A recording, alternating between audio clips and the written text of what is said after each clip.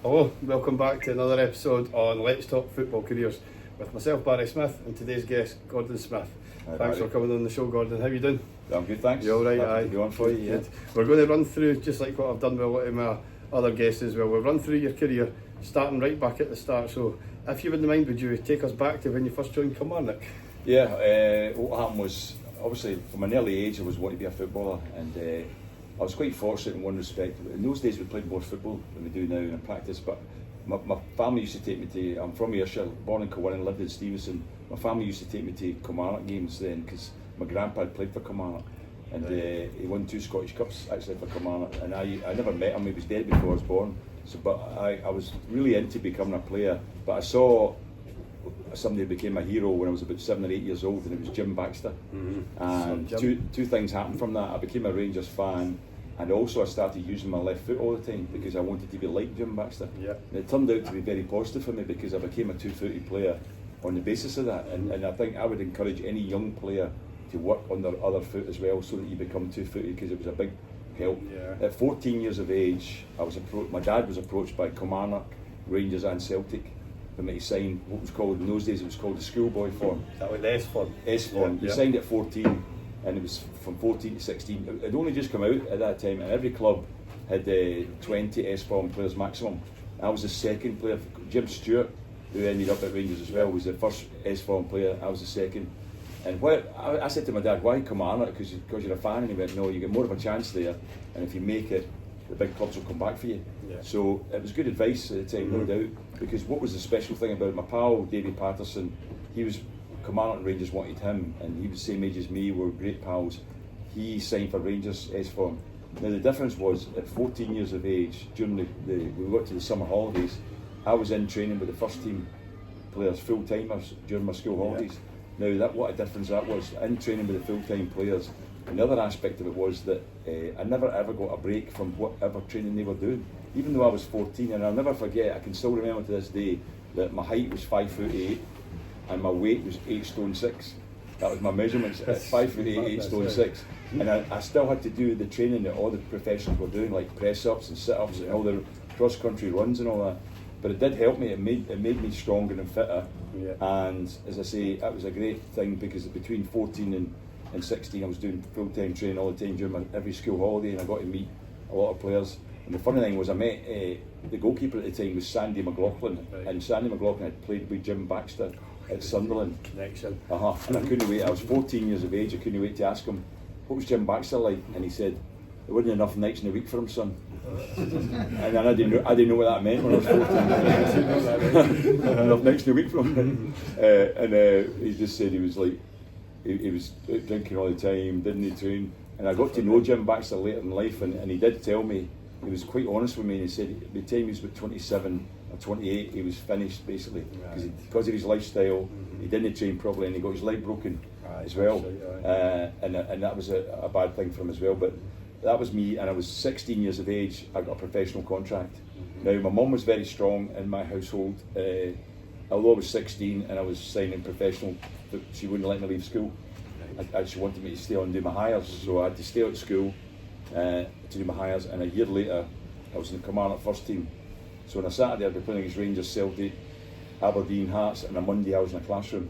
I was a schoolboy, right? And it was unbelievable that I was able to play first team football and be a schoolboy at the same time. But it worked out well. I think that probably kept you grounded as well, though, to an element, because although you're mixing with all these professional football players, stars, heroes, whatever, you're also going back to a normal job as well. Yeah, absolutely. How was that then, going back to the normal job and scoring a goal against somebody? And it was weird. They never made much of a fuss about it at the school, to be honest with you. You know, even though I was playing maybe against Rangers on a Saturday, and when I get in the Monday, there was hardly anybody would ever say, well, how did the game go? What was it like playing against Rangers? Nobody ever spoke about it, so it kept you grounded, you know. Yeah, I was still living in a council house at that time, and even when I signed for Rangers, I was still in a council house. But I have to say that I was at 18 years of age, I had a little summer job. I came home and my mum said, there's your dinner ready, there's your acceptance. I says, my acceptance for what? Your degree? I says, I never applied, Mum. She said, no, I did. She's done it for you. That was me. That was me going to university then. So different times, eh? You never had agents, and no, you never had no the agents. people around you or No, anything. nothing. So you had to take the guidance, obviously, Yeah. from your family and that. So what happened was I did my degree and I got a job as a marketing development manager for a company. And this is true. I went to see the commandant manager. It was my first week in the job, and I started on one Monday, and on the Thursday night I went to see the commandant manager, Willie Fernie, his name was. And I said, listen, I says, I've now got a job. I says, I've been waiting for years to be transferred out to clubs. Nobody's come in for me, so I'm going to be concentrating now on my job more than my football. My football career is going to be secondary now. That was the Thursday night. On the Monday, I'm in the office, my second week, and the phone rings, and I lifted the phone. I said, hello, and he says, Willie Fernie here. He says, where are you? I said, well, you've rung me, you should know where I am. You know? He says, no, he says, you in Glasgow? I went, yeah. He says, are you far from Ibrox? I went, no, why? Just sold you the Rangers. Oh, just like that. Mental. That was me. I had to go to my bosses and say, I've got to nip out. I've got something I've got to do. I've got something I've got to deal with just down the road. So different times, eh? 5 minute drive it was to Ibrox, and met Jock Wallace, and shook his hand, and he welcomed me to the club. And then he said something that was unbelievable. He just said, he says, that's taken a while. I said, what do you mean? He goes, I've been trying to sign you for the last 4 years, you don't know? That's what he said. I went, no. He says, unreal, eh? Twice a year for 4 years he'd be in a bid for me. And Kilmarnock hadn't told me anything, and that was me going to Rangers.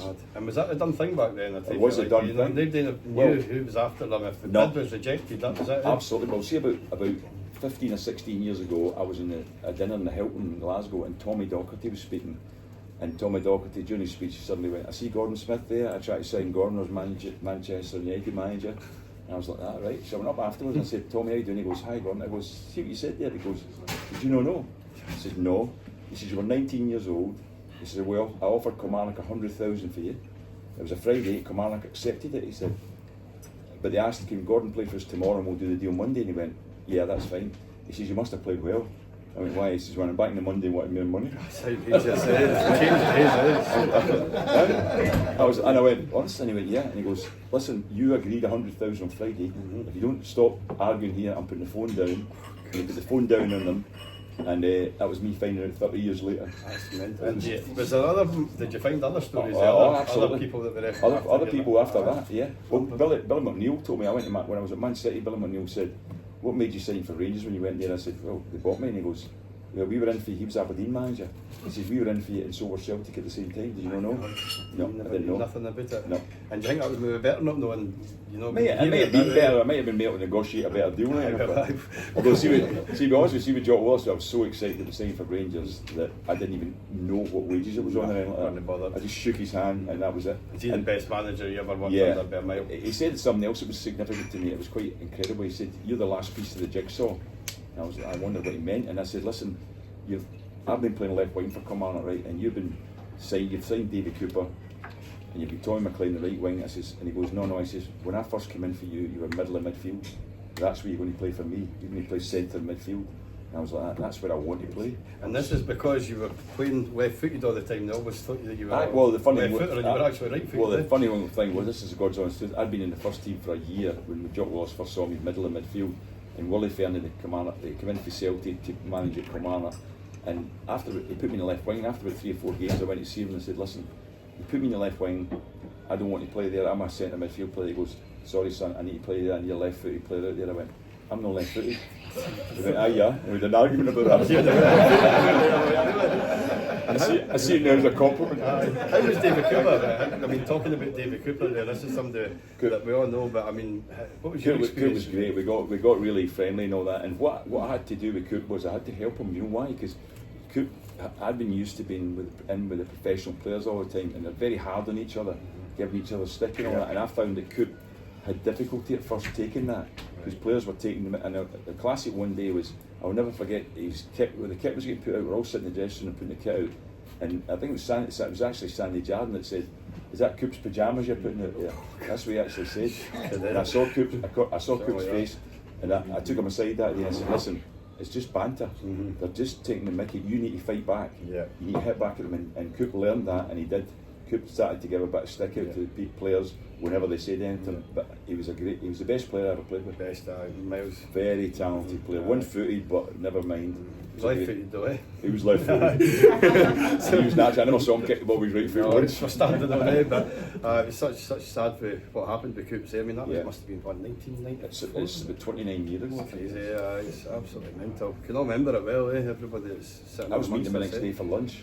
Is that right? I'm not joking. I got a phone call. It was from STV, and they said, "We're doing a piece on David Cooper. Would you like to do a piece on it?" I said, "Oh, are you doing a documentary?" And he went, "Have you not heard?" I went, "Heard what?" And I said, he's died. Oh my God. And I was That's totally awful, eh? shocked by Aye, it. could Because I was imagine, meeting eh? for lunch and I couldn't even speak to them. No. I was thrown by it, and as I say, it was so sad to lose somebody I was close to.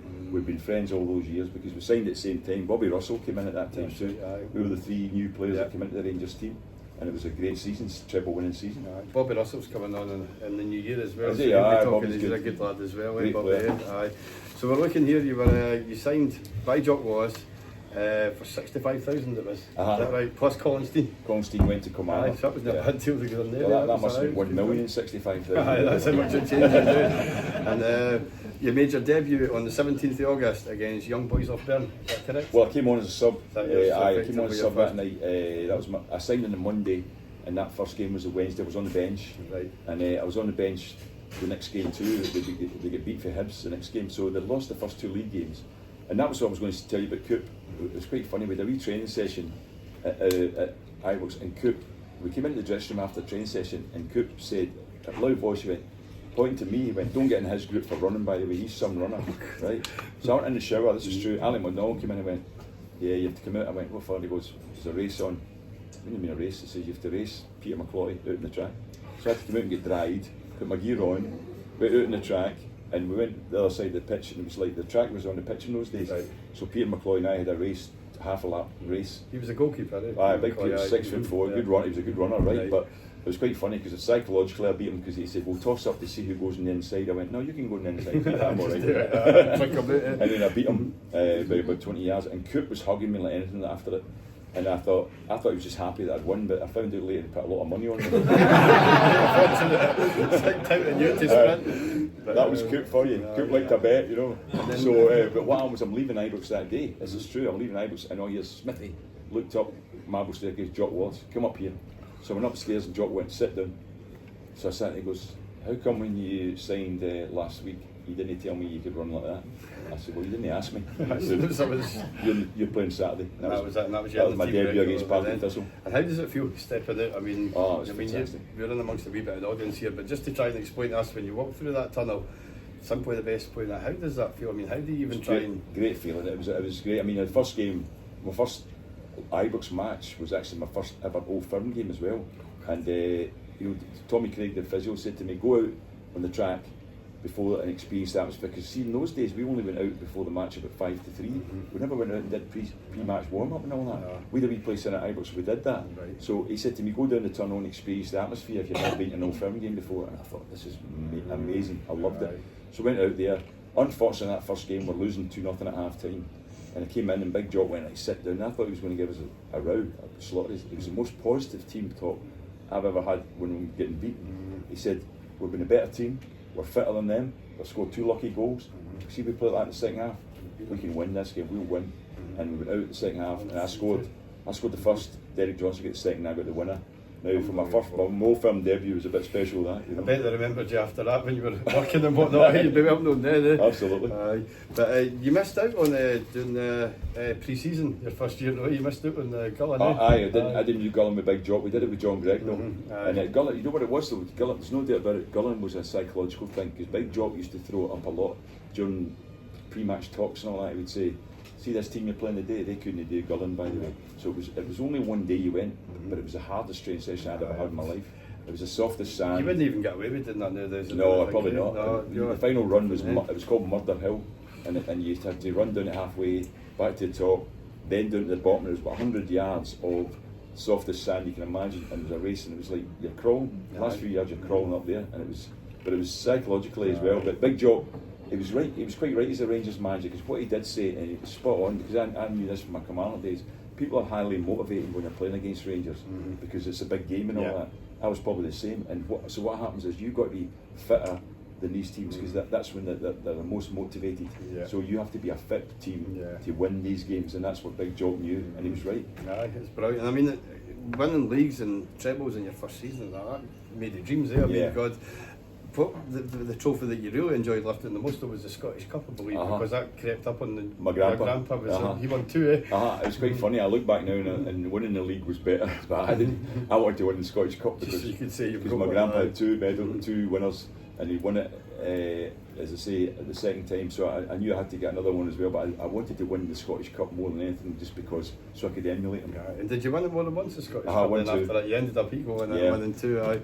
Because I've got here your second season then when Wallace left. You were then looking at it was John Gregg came in. Yeah. I think that job came a wee bit at the wrong time for him though. And I think he probably did because I think it was like difficult for him to. He'd never had any experience in management, you know.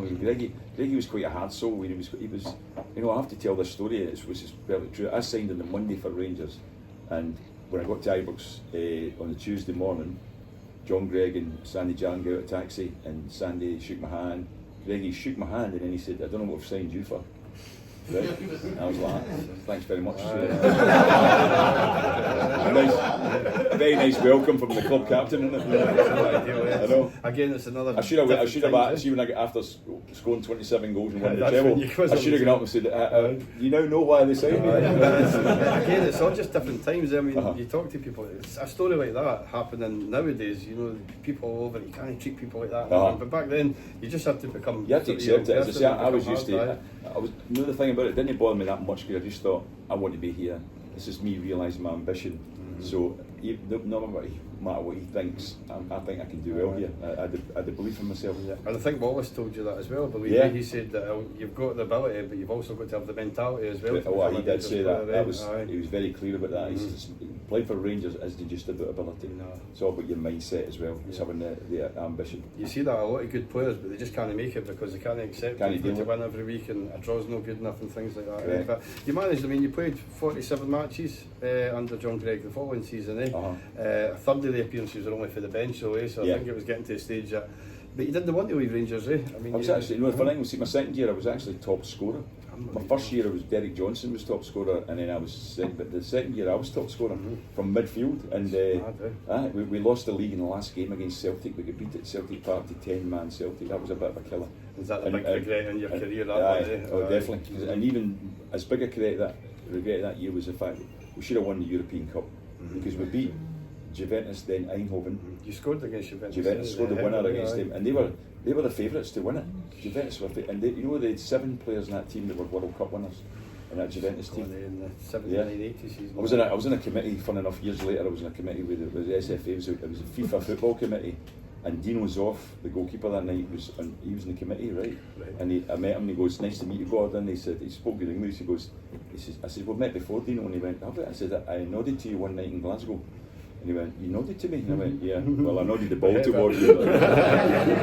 He goes, "You play for Rangers?" I went, "Yes." Because I think that ball was doing the rounds recently. I think Rangers had retweeted because so many years. I think it was the anniversary of it. And can you just remember? I mean, can you take yourself back to that moment right away? Can you just think, I can remember that game, scoring a goal. I never forget. Bobby Russell crossed it in. It was a free kick, and the 2 players that were expected to win ahead were Colin Jackson and Derek Johnson. But for some reason, I don't know why, I got between. It was a weep. It was some header. It was a good hit. I got between the two of them, headed it in, and it was a thrill because, as I say, they were favourites to win it, and we knocked out the best 2 teams, and then we got beat from Cologne, and I'll tell you what was amazing. I saw somebody gave me an article about 6 months ago, and it was an article on the match against Cologne when we lost. We drew 1 each at Ibrox, right, and we'd lost 1-0 in Germany, and I'll never forget it that the team line was in it, and on the bench for us that night, Derek Johnson and Derek Parlane. It's only 2 subs, eh? Do you know Billy Urquhart was playing up front? He felt north, eh? He was Billy Urquhart was in the team up front, and Derek Johnson and Derek Parlane, 2 international players, great strikers, were on the bench. And this was still John Gregg that was managing. Couldn't understand why they weren't playing. And it's hard because you don't want to take it personal, but when you're scoring all the goals and you're committed and you're doing what you're doing, and you're seeing players that, I mean, all due respect, aren't at the level that you feel you're at, and you do all the hard work, and then that happens. Well, the level they were at, I mean, mean, you talk about two of the best strikers Rangers have had. Aye. Derek Parlin and Derek Johnson, and they're not even starting a European Cup quarter-final match. So that was a disappointment. So that was a disappointing year. Yeah. And then we went on to the final year, my final year at Rangers, and we didn't win anything. No. Things were beginning to go down. That was when it was. I mean, I was talking to Billy Davies, and he joined about 3-4 seasons at the back of that, and he said that was when the Ibrox was getting all done up. The club was in transition a wee bit, and you were kind of shoved out the door a wee bit though. I mean, when you left Rangers, you didn't even. Well, could you tell the story about when you left Rangers? Well, John Gregg came to me and said, could you do me a favour? Could you go down and speak to Alan Mullery, the manager of Brighton, because he's a friend of mine. He's been trying to sign you, but I don't want to sell you. And I went, okay. And the season was finished, right? So I went down, and Big Davy Probin came with me.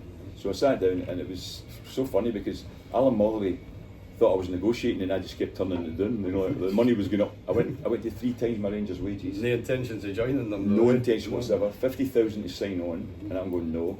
And eventually went, look, Gordon, just go and have some lunch, and we'll speak after lunch. So I go with Big Davy for lunch, this hotel, and he says to me, "That's some money gone." I went, "I know, it's unbelievable." And he goes, "You don't think they're taking it?" I went, "No, I'm not taking it." He goes, "All right, I might as well tell you the deal's done." He says, "We've sold you." I went, "That's not what I get told." And he goes, "So I phoned Ibrox, right?" John Gregg came on the phone. He goes, "Have you signed?" First thing he said, and I went, "No, I'm not signing." He goes, "Ah, yeah." I said, "I'm not signing." He goes, "If you don't sign, I'll make your life hell. So you'll never kick a ball in the first team. I'll have you in morning and night training. You might not even get a game for the reserves." I said, "I can't believe you're doing this." And he goes, "It's up to you." Now, I didn't know at the time it was a record fee they got for me, right? They got 440,000, and that was obviously part of what they paid. Yeah, so he forced me to go, and I had to go back and say to Alan Mullery, "Okay, I'll sign."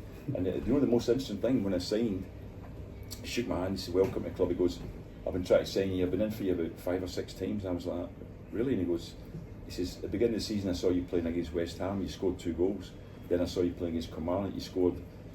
And he says, "Davy Cooper made you 3 goals." And I went, "Oh yeah, Cooper and I play well together." And he goes, "I tried to sign you both." I went, "What do you mean?" He goes, "I tried to sign you both, and Rangers said I can only have 1. And I went, "Well, you get the wrong one then." I said, I just wonder what Cooper would do. That's what I said. He goes, "No," he goes, "I want you a midfield player that can score." And I was like, I said, "So Coop, you wanted Coop as well?" And he went, "Both. I saw the 2 of you, and you were a great partnership." But you never did tell Coop this, did you? I waited a few years to tell him. I didn't want to annoy him right away. I think you would have went off his heat. Oh, definitely. But it's a shame because, I mean, it's a club that you want to be at, and if we'd just been a wee bit transparent with you and said, "Look, we've been given an offer that we can't reject," would you mind going down and discussing it? Well, I had no intention of going. I mean, I'll tell you this as well. I just signed a 5-year contract. I was a month into a 5-year contract for Rangers, and so I had no intention. Rangers was where I wanted to play, even though I wasn't getting on great with John Gregg. I didn't want to leave. For me, Rangers was more than just my relationship with the manager. I wanted to be there, and I was forced to go.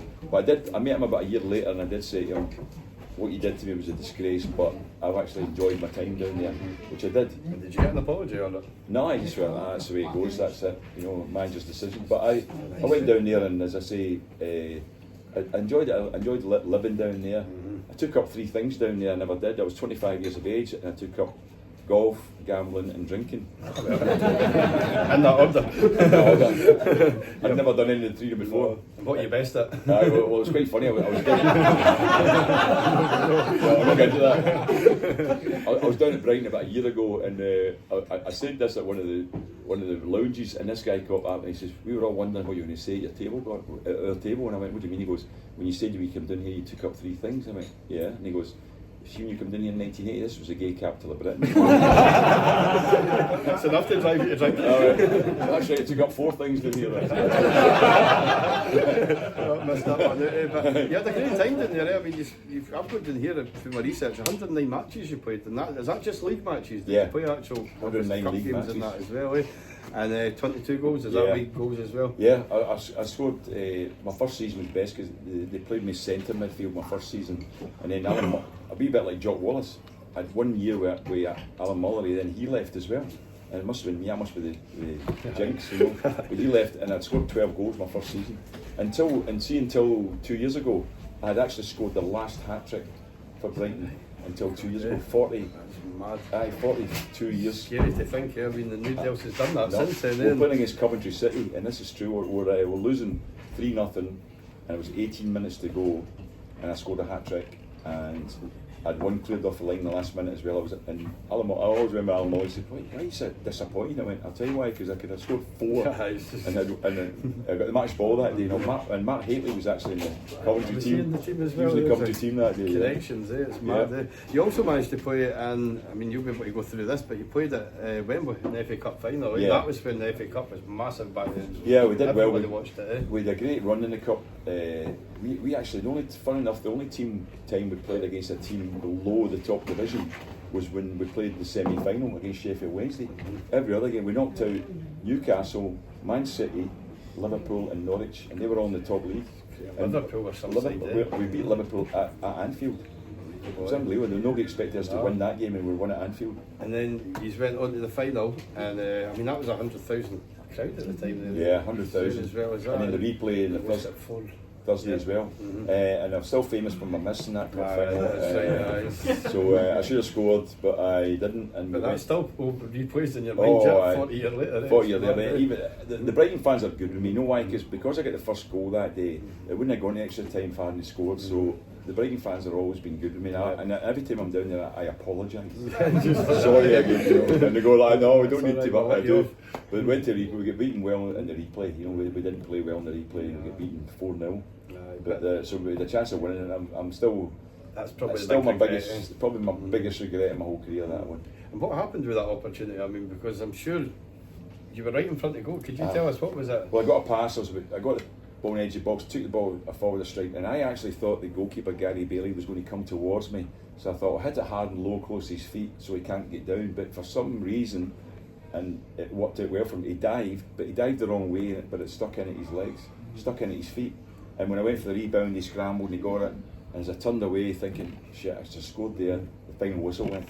It's one of those moments you go. You still play that in your head. Yeah, you can see it. I'll never forget it. Get out of that. I mean, trebles and everything like that. But that's the one thing that. But then you went on to Man City, I believe, as well. How did that move come about? Who was in charge there? It was quite funny. I'd fallen out with the manager. There was a guy called Chris Catlin. Was the manager. Brighton this time we had a big fallout, and I wasn't even training with the first team. And all of a sudden, what happened was one day I'm going to the training. It was a Friday, and Sammy Nelson, who was the ex-Ireland international, he was assistant manager. He said, "Smudger," they called me. "Smudger, you with us today?" I went, "First team?" He went, "Yeah." So I'm training with the first team, and after the training, up go a team sheet because they were playing Derby County the next day. My name was on the squad to go, so I went to Derby. Next day, I'm in the team. I couldn't believe it. So we played Derby. We beat Derby 3-0. I made the 2 goals and scored one, a really good goal I scored. And the next day I'm in the house, thought that's quite strange. Next day, phone rings, Billy McNeil. Again. He goes, manager of Man City, he goes, "Gordon," he says, "I see you were playing yesterday." I went, "Yeah, I was quite shocked." He goes, "No, I'll tell you why you were playing yesterday. I put in a bid for you on Thursday." I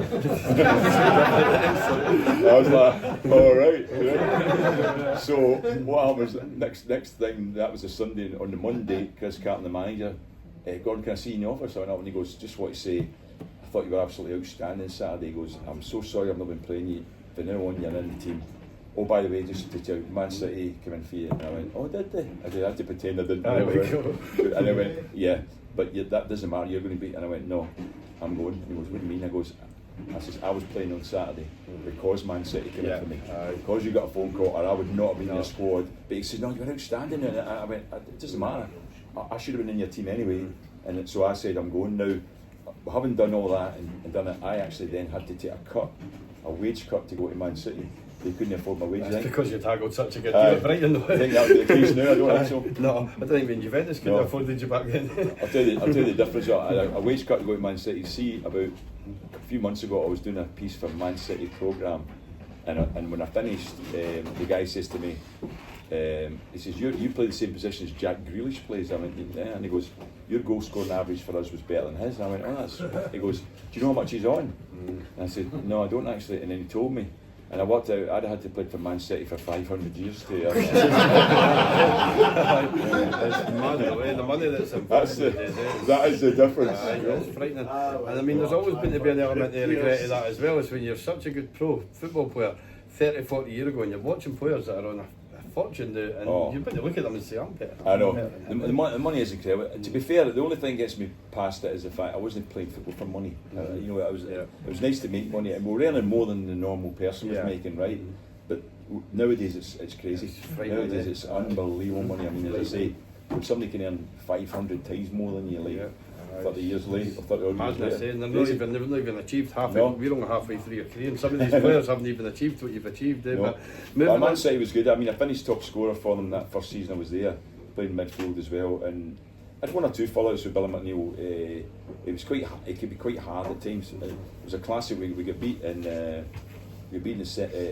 first game of the season, first game of January it was actually, and he came in. He was giving us a row, and he actually said, you know, you play like that today, this club gives you all a free gift at Christmas, and then you play like that.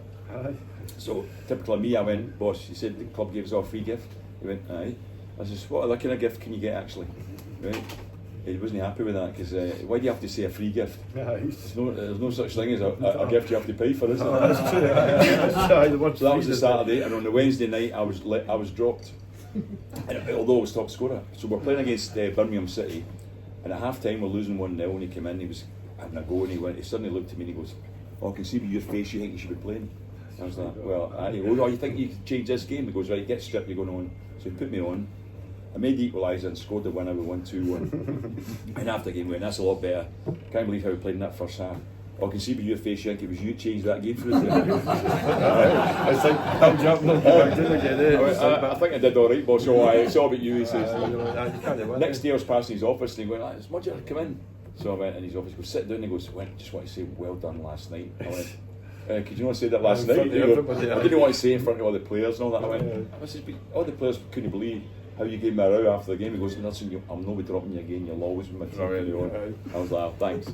That's football for you. Aye, it was different times. I mean, again, I always talk about like social media and how you had, back then it was just newspapers and you done what you were told, and if you didn't like it, they just put you at the door in, except a bid that you never even knew had been made for you. Things, different times. But you went on to play under Joe Royal as well, I believe, at Oldham, 6 month loan there, and this was your first time actually having an agent in football, I believe. Well, what happened was I'd gone in to Oldham, and Dave Fairclough, who used to be super sub with Liverpool, he was at Oldham, and he said to me, I hear you had a club, Austrian club were interested in you. I goes, how do you know that? He says, I played in Switzerland. My agent took me to Switzerland, told me that an Austrian club was interested. I said, you got his number? So I got the guy's number, Helmut Epi was called, and I phoned him up, and I said, listen, an Austrian club? He went, yeah. He goes, I said, I'm very interested. So I organised that and went across. The funny thing was though, I thought I'd done my deal with them, and I got over there, and our season had been finished for about 4 or 5 weeks. And the guy, the agent guy says, have you got your boots with you? And I went, no. He says, oh, there's a training session this morning. I was like, all right, so I had to train with the team. And then he said, hopefully things go well tonight. I went, what's tonight? He goes, the match. You played as well. I went, what match? He goes, oh, they've arranged a friendly to watch you play. Oh, brilliant. And I was like, you're joking. So I had to play in this game, and because I had new boots on, my blisters, my feet, everything, I was struggling. Couldn't speak a word of German. None of the players could speak English. And it was, the funniest thing that happened, I scored a goal with a header in the first half. In the second half, the ball came and the player knocked it back to me. Now, I'd never done this ever in my whole career. As the ball came, it bounced, and I was just inside the opposition half. And because I couldn't run, my feet were so sore, I just decided to shoot where it was. It went right in the top corner. And you know how you pretend as if, that's what I do. Inside my head, I'm going, I can't believe it.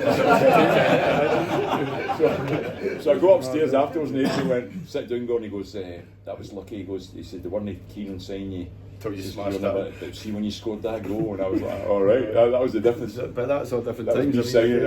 But you were there was a story regarding when you were over there about the manager and Jim Baxter as well. Had he seen? Yeah, it was the funniest thing. He said to me one day, I could speak German, but this time I had to learn it because not a soul at the club spoke any English at all.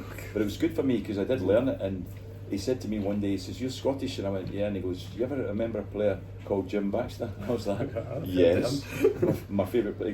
He says, I was a young player on the bench for when Rapid were playing Rangers. He said, I wasn't playing, but I was on the bench. Now, this guy went on to play with Bayern Munich alongside Beckenbauer and Müller and all these guys. He was a top player, but he was only a young player. And he said, one of the best performances I have ever seen from a player. He said, Jim Baxter was running the game. He said, he was absolutely brilliant. And I said to him, he broke his leg that game. And he went, yes, they were trying to break his leg. He said, I was like, you're joking. He goes, half time, the manager said to them at half time, you need to stop this player. He's running the whole game, and the players said, he's too good, we can't stop him. And he goes, there's one way to stop him, injure him. That was how they Yeah, did it back he then. got his leg broken. But I mean, see for somebody like who played at that level, where he played to actually say one of the best performances he'd ever seen. For me, that summed up what I thought of Jim Baxter.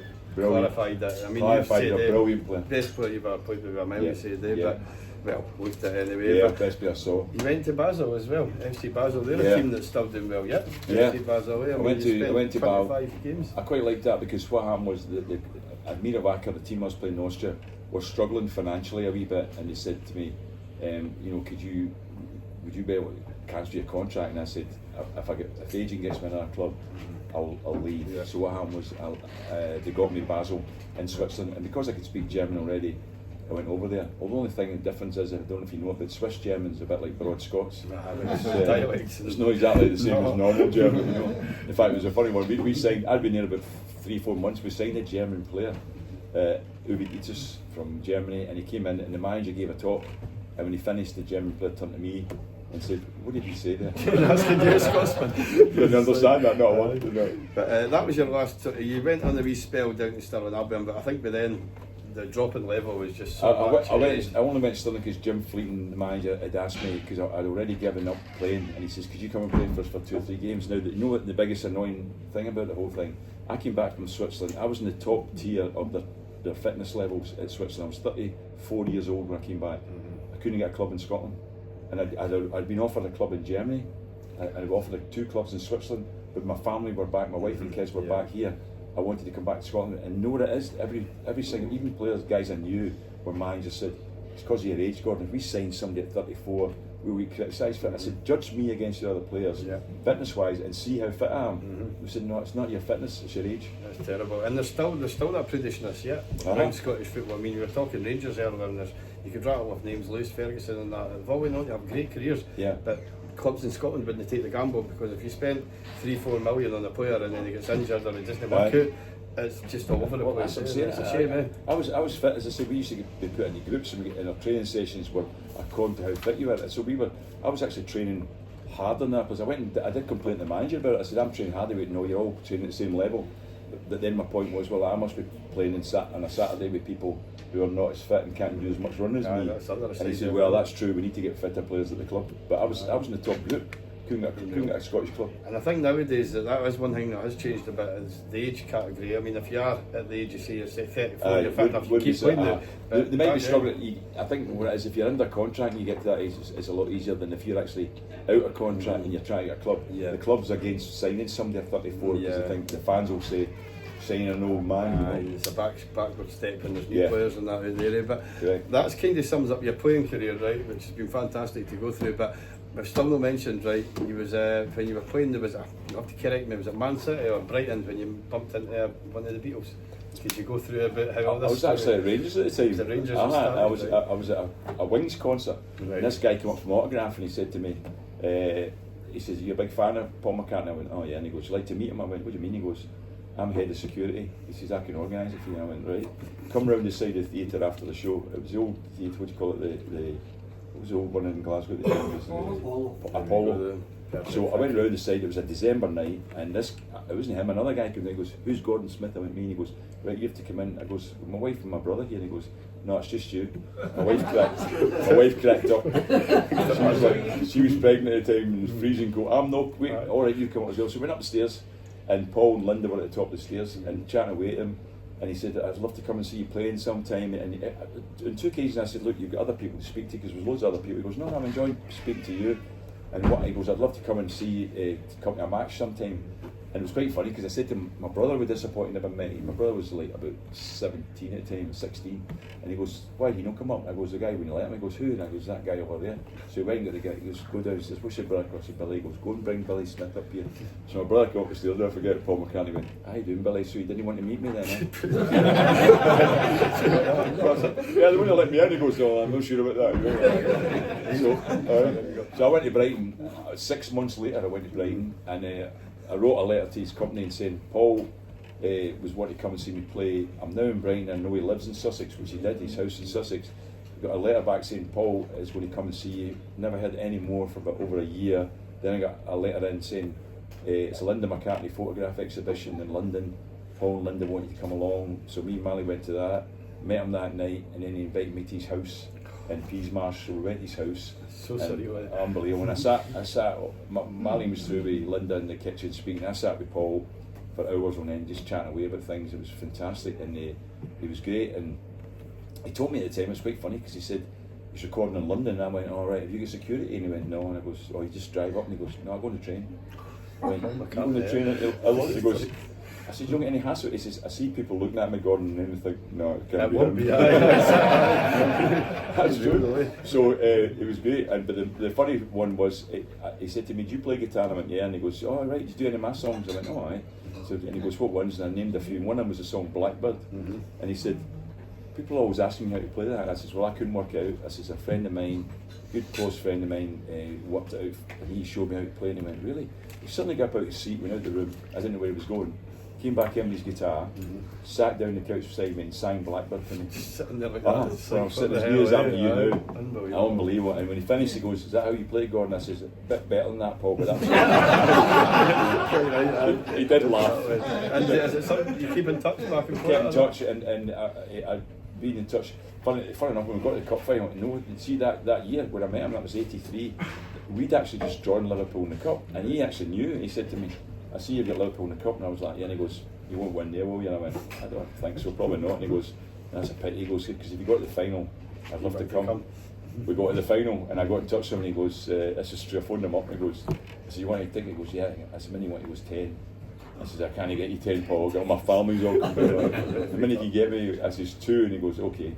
So I got 2 tickets, and sent him the tickets, and about a week before the final, a phone call from him, well, Linda first speak to Mally, and then he came on the phone. He says, hi Gordon. He says, just to tell you 2 things.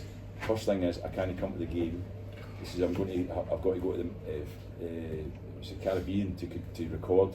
It's the only time we get this studio is. He goes, second thing I've got to tell you is I've lost the tickets. I can't find the tickets. Fortunately, I'd taken a note of the serial number on them.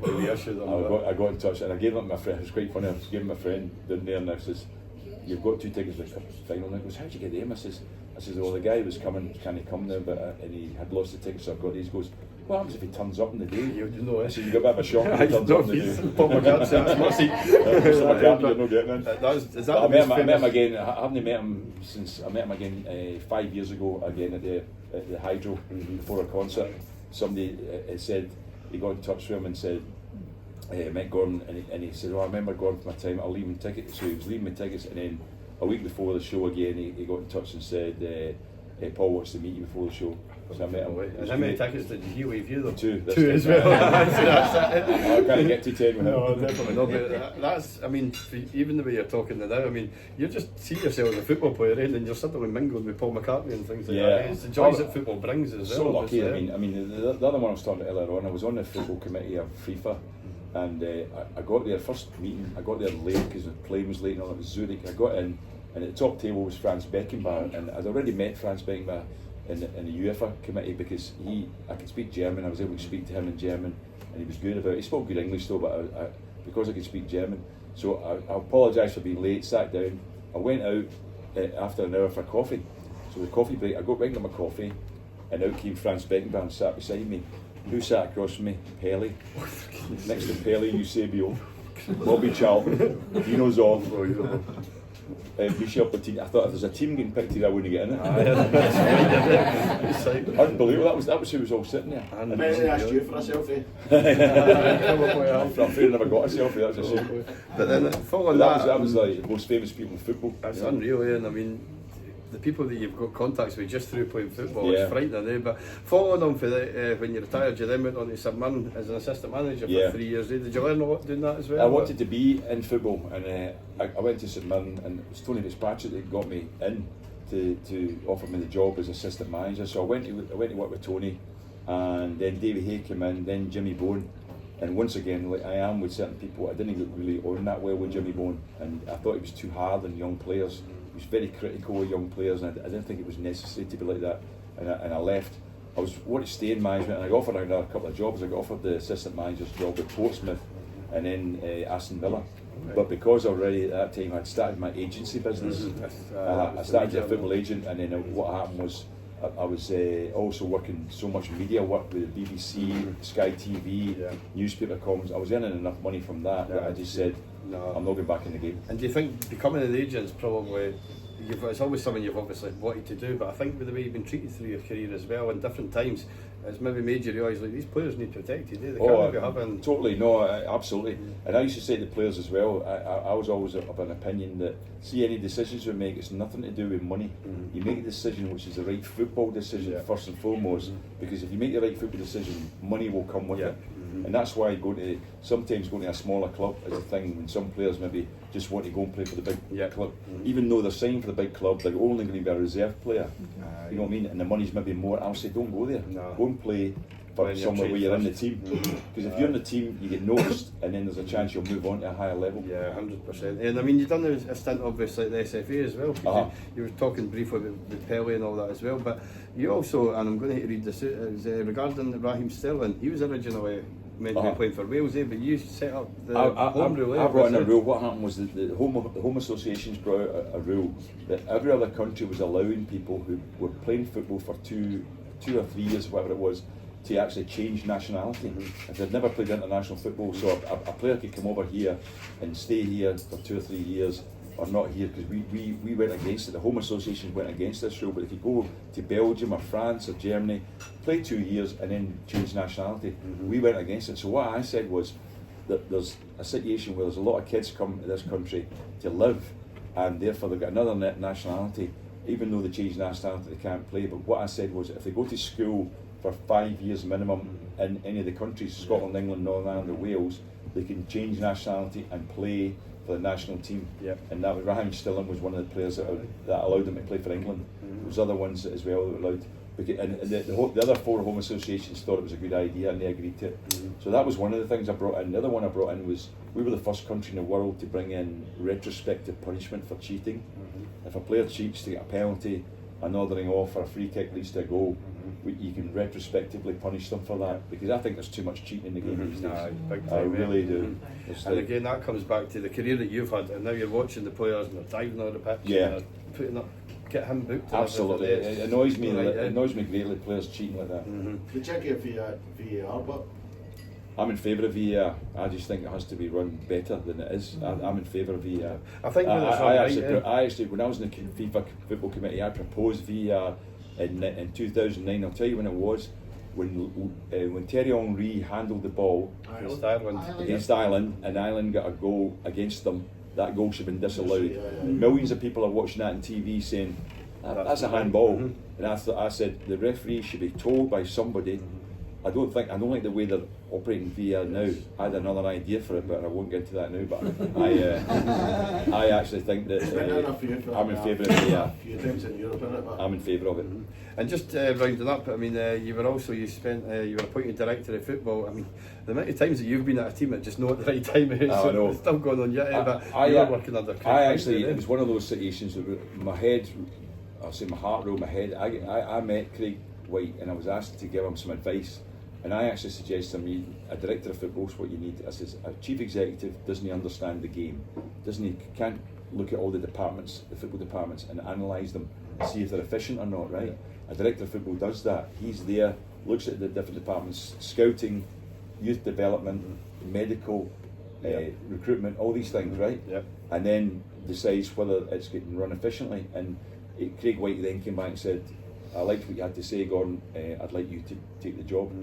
It was a hard shift to think about, because I didn't know Craig White, and I thought, will I do this or not? Decided to do it, and it turned out it was a mistake. I was doing reports for him. I did loads of reports saying, right, here's where we need to change, here's change that need to be made, and he just kept saying, yeah, we'll get round to it, Gordon, we'll get round to it. That's all he kept saying. But I soon realised after a few months that it was two things. He was not a football guy, no idea about football whatsoever. Secondly, then he was also not making payments. So the first trip I went on with the Rangers team was to Germany, and it was a pre-season tour. And the people that owned the hotel were a mother and son. It was a family hotel. Mother and son ran the hotel, and because I speak German, I could speak to them. I got friendly with them. I gave them my card, and I think it was about October. That was in July. In October, I got an email from the guy saying, we've not been paid yet, Gordon. 32,000 euros, Really? and they hadn't been paid. So That's what I for the did was, last spells, really. yeah, I went to the finance guy and he said, these people haven't been paid. He goes, oh, Mr. White said, don't pay bills unless that. And I said, I want these people paid, and they got paid. And but that made me realise something going on here. You were watching the game, you've never met him a great way one-to-one, but you were watching the game and there was a point where he actually says, was that a good goal, that one? I know. Didn't know nothing He had about no football, idea. No, I don't know how he got into a job like that. I don't know why he got into a job like that, but there's no, I think he's just trying to make money from the whole situation, but he did not have any idea about football whatsoever. Sad times. So that's one of my regrets outside of football, was that I actually took that job because I had other things in the go at the time, and then I shouldn't have That's done again, you can't turn it down there. No, I wanted to help Rangers. I knew Rangers needed help. Aye, but I mean, it shows that now when we're talking about sport directors, chief executives, you see what club like Rangers are missing. I mean, how big is that? They've only got the chairman, really, and we've only got. I mean, absolutely. Somebody needs to be there. I don't know even the people they're bringing in of the quality to actually analyse it, because I could analyse the youth development, how they were coaching the kids and all that, because I've been a coach and everything, whether it was correct, whether they were doing the right things, because a lot of the times young players are not treated as well as they should be at every level of the game, and I think that's a shame for them, because a lot of times it's just opinion and all this. I'll tell you a great story. It was a guy from when I was at the SFA. I was out working at a thing. It was youth development, and the guy I was talking to was working for UEFA, Dutch guy, but he'd been at Ajax, and he'd been in the youth system. And he said to me, they used to make a decision when the boys were 14, who was good enough, who wasn't, and he used to get rid of the ones that weren't good enough. And he said, we had a meeting about it, and we said, maybe that's wrong, because boys mature at different levels. Some boys aren't good at 14, they are later. And he said, we decided to keep every boy at the club till they were 18. We still had our elite team, and I said, did boys come through that would have been like released at 14? He went, yeah. I said, MD, I would know. And he goes, you might know one of them. He says, Dennis Bergkamp. And I was like, Dennis Bergkamp, under the old rules, at 14 years of age, he'd be now. Now, what happened at 17, he's in the first team. At 18, he was in the international team. And 4 years earlier, he wasn't good enough. Now, how many times must people be doing that to young players? Now, you think about it, the thing is, Barry, he might have actually packed in because I've been told I'm not good enough. And he might have stopped playing the ball. We hear it loads, I mean, in just general work. Their general work, people that nearly made it and then they got released and then they went on to do different jobs like that, whereas you just need that wee bit of guidance. And I was going to speak to you about what you proposed as well that never actually got accepted was B teams as well, when you were there. I mean, that was outrageous. What I went to the league and I had an idea about what they should do, and this is twice I did it last time about 3-4 years ago, and I said, see, you've got League 1 and League 2 in Scotland. I said, what you do is you should make League 1 North and League 1 South, so that it's regionalised, so the teams that don't have so much far to travel, they're playing the teams that are local to them, and you put the 6 most northerly Premier League teams, B teams, in League 1 North, and the 6 most southerly ones League 1 South. Now they play all their games at the stadium, so what it works out at, that each team, there's 16 teams in the league, so that's 30 league games, right? But because there's 30 league games and the B teams play all their games away from home, each team then has 21 home games and 9 away games. Now, what's the advantages? Not so much travel, easier for the players. Second advantage, more home games than they get in normally in a season. And the third advantage is the home games are actually against teams that will attract fans in. You have to imagine Rangers B team playing someone down at Annan or playing Ayr, or, 100%. Fans will turn it, and they rejected it. And what was the reasons given for that? Well, one of the main reasons was, which I can believe, they said, one of the teams, maybe a couple of them said, all the publicity and all that, the story will all be about the B teams. They'll be getting all the credit and all the. I said, the B teams can't be promoted. No, and what credit are you getting at the moment? None. Nothing at all. It makes you more money, less travel, and they reject it. But that's what I found at the SFA. That was a frustrating aspect. So many things that I wanted to bring in and change. And you just get, no, we don't want change. Because when you came into that role, you thought that everything you were going to put forward was pretty much. Well, do you know the thing about it? When I took the job at the SFA, I didn't realise that as a chief executive, you can't make decisions. All you can do is make recommendations, and other people make decisions. It's somebody. I'll tell you another one. I went to the years ago, before I was at the SFA, I went to the SPFL, and I said, look, I've got an idea that we should have a shutdown in January and February. We shouldn't play football. Better for the fans. Pitches will not be as damaged. So you stop playing at the end of December and then you start up again in March. And this is true. One of the guys in the board, SPFL, said, does that mean we need to play into June, Gordon? And I went, yeah. And he goes, well, it's too warm to play in June. It's too warm because they're on the way on holiday somewhere. I went, they play in Spain in June, but it's too warm to play here. Madness, but this is where it's really frustrating, because I mean, we've got the setup there, we've got the players that have got ability, Jim Baxter, players like yourself, but there just doesn't seem to be, it's not laid out properly. You look at Spain, I mean, they've got the B teams playing in their divisions, and look at how successful they are. Absolutely, and the B team, what I said to them was the B teams are reserve teams basically, and the younger players will play it now. It happened with me when I was in the reserve team at Kilmarnock at 16. I was playing alongside mature players against mature players. That's better than all these systems now where they've got an under-20s league, under-21. Why did we get rid of the reserve league? You should never get rid of it. No, why did it? Don't know, just a vote. Because it was a guy, I think it was the Dutch guy, that came in and said, oh, this is what they do in the continent, they play it's like the development squads, they call them, under-20s league and all that. What's the point of that? They should be playing reserve football, as I said, alongside men, with men against men, and they'd be better off. Terrible. It's just terrible to say, but it's normally what's happening. It's just bad decisions made all the time. And as I say, I was frustrated by it. As I say, and even that whole fact the B team should be in the leagues, League 1 North, League 1 South. It would have been an advantage for them, and didn't vote for it. I mean, as a young player, I mean, at 14, if Rangers and Celtic come in for you, it's not as appealing as it was at your age, because you're coming in and it's like, oh, you might get punted after the B team, playing against people from Peterhead. I mean, it happened to, I'm sure it was Alex Lowry that it happened to, playing against Dumbarton, and he just got battered about the pitch, and ever since then, you're not nurturing your talent. There's a lot of players come through, they just don't get the I would say, the development either. You know, I was a bit, because I could see that at the Rangers, because what happens, a lot of the squads, see all the squads they have right through the professional clubs, there's 20 boys in each squad, right? And you know, maybe they've got about 6 teams, different age groups. That's 120 boys are coming through. How many of them are going to make it? And you know what the thing about it was, I found this, and I heard them actually saying this, there's a lot of the boys, they need to have 20. That's the size of the squad, and a lot of them, they just call them shirt fillers. They don't rate them, they're never going to play, but we've got to have 20, so we need to sign him, we need to sign. And you're taking talent away from other teams. Correct. As well, now, the Dennis Bergkamp thing is a great advantage. It shows you the fact that if you let boys mature, they'll come through. But you know, they need to be playing at a better level than just playing against other kids. They'll develop. That's right. They'll develop better. So a bit frustrating. You know, I would have liked to have done more at that level with the Scottish Gordon. FA. Hi there. Hi, Graham. Listen, you think, let's say, Murray Park's the disaster? No, it's meant to be a career break with talent. It's no. In terms of the development of players and all that, you mean? Yeah. Definitely.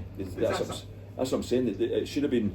They should have been bringing through more players, and that's why I think if it had been reserve football and playing them, you then can look at the player and say, well, that's him playing alongside men against men. Correct. You judge them a lot better than you've seen playing against other boys, because they'll always say, well, he's okay playing at that level. Because to be fair, some of them are only comfortable when they're playing against other kids their own age, but other people develop quicker. And as I say, I was playing reserve football at 16, first team at 17. Now, if I'm first team at 17 playing against Rangers and Celtic now, what would be the point of having a development squad when I'm playing under 20s and under 21 football? It's not good enough. As I say, they have to do more. I'd get rid of the reserve leagues was the worst decision ever. Absolutely, it was a shocking decision, and I'd said it right from the very start, mistake. But as I say, Ferguson came through. Yeah, absolutely. Loads of players are coming through. But there's so much talent that we're missing out on because of just the way it's all set up. Definitely. What's your plans going forward then, Gordon? I mean, just rounding up, what's your plans now? What are you doing with yourself nowadays? I've got a couple of things going on. I'm doing some business development, something, but I've just come up with something of late actually, which I did not know about, and what it is. Is that Ranger Striker? Yeah, but this might help the Ranger Striker. It's a thing from America. It's a health thing, and it's incredible. What it is the guy who invented it. It's been going to America for a few years now, but the guy who invented it had come up with a great idea. It's non-chemical. It's totally free. And what it is, you put a patch on. There's different patches, but the main one is you put a patch on and it develops in your body stem cells. It grows the stem cells in your body, which actually help treat illnesses. It helps you become unsusceptible to illnesses. It keeps you healthy. and it's also age related as well. It actually makes you younger too. I'm going to start talking about it. Right? You should see the testimonials on it are unbelievable. People who have different, like even like Parkinson's and diabetes and all that, it's curing them. And this is I've only just found out about it, but it's major already in America. And I'm going to bring this in to this country, and it's already in, but I'm going to start giving it to people that I know, because it's incredible. The price of it works out about £80 a month it costs to have this thing. But you think that is, as they said in the thing when I was looking at it, they said if you have a cup of coffee a day, that's more than £80 a month, right? Cheaper than a cup of coffee a day.